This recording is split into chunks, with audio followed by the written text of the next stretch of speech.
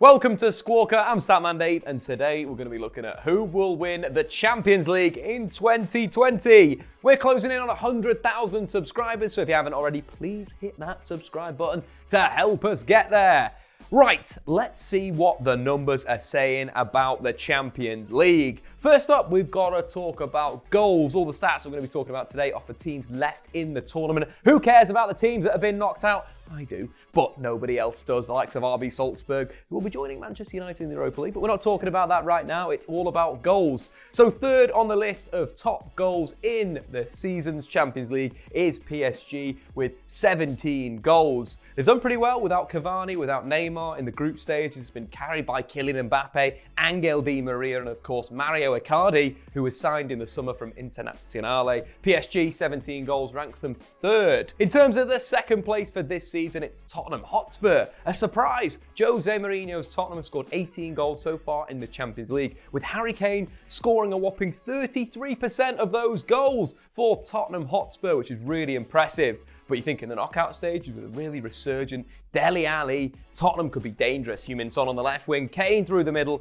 and Lucas Moura on the right-hand side. But in terms of the goal scorers, we've got to look at Tottenham's group rivals. Bayern Munich, 24 goals scored so far in the Champions League, more than any other club, 6 more than any other club. In fact, they're also ranked number 1 for shots with 111 and chances created with 106. And Lewandowski is the top scorer. From his 12 big chances this season, he scored 8 goals from those big chances and 10 goals in total. Lewandowski, for me, right now is the best number 9 in European football. So, could be a reason why Bayern Munich win the Champions League. Get into the comments below who will be the top scorer. But anyway, let's move on to another stat that defines how good your chances are of winning the Champions League, and that is big chances created. You create big chances, the high quality scoring chances, you're going to score a lot of goals.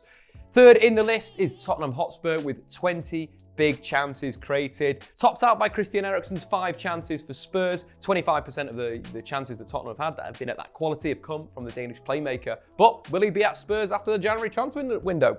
We don't know. Moving to second place in this list for big chances created, it is PSG with 23. But topping the list is Manchester City. 25 big chances created in a group consisting of Atalanta, Dynamo Zagreb, and of course Shakhtar Donetsk. If we break that down in terms of players, the top 5, 4 of them in fact, are left-footed. We've got Messi, Foden, Di Maria, who have all created 6 big chances, Alejandro Gomez and Eriksen with 5 big chances created. Get into the comments below of which 4 players of that 5-man list are left-footed, and it'll get you a big thumbs up from the Squawka account. In terms of basic chances created, nobody really cares too much about those, but Callion is ranked 3rd, Willian is 2nd, and Toni Kroos number 1 with 22 chances created so far in the Champions League. So we spoke about goals, we spoke about big chances created, now it's all about passing. No, we're not going to be boring and just talk about passes completed. We're going to be talking about successful passes ending in the final third. That's a real judge of how teams can dominate possession in their opponent's half in that real dangerous area.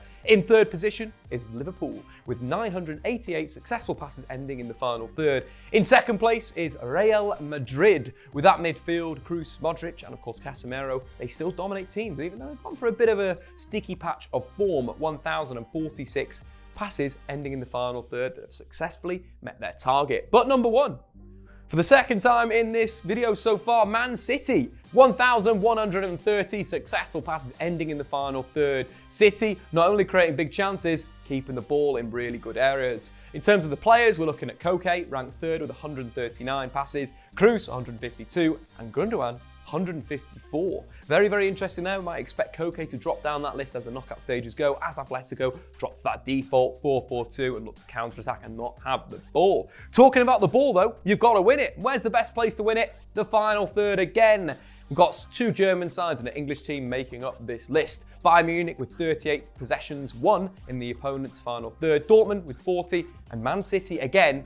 That's 3 so far for City in terms of topping these statistics, with 44 times they've won the ball back or possession in the opponent's final third, or the opponent's defensive third, should we say. On a player-to-player basis, Saul is there with 9, Lewandowski, another interesting one with 10, and Gundogan again tops the list with 12 possessions won in the opposition's defensive third, their final third. That Lewandowski one's quite interesting.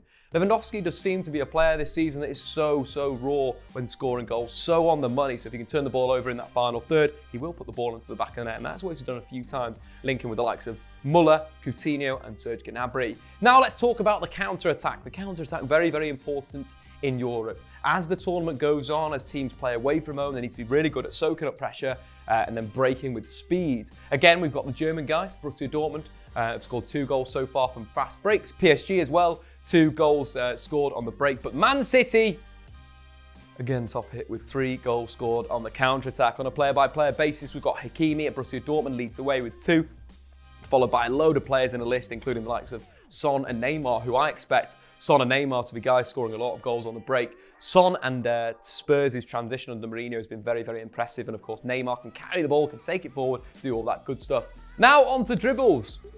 The tricksters of the tournament left over, the teams that are going to be able to slip some tackles, create some chances. We've got Liverpool with 97, ranked 3rd for teams left in the tournament. Chelsea with 103 in 2nd. And Lyon, 1-2-1.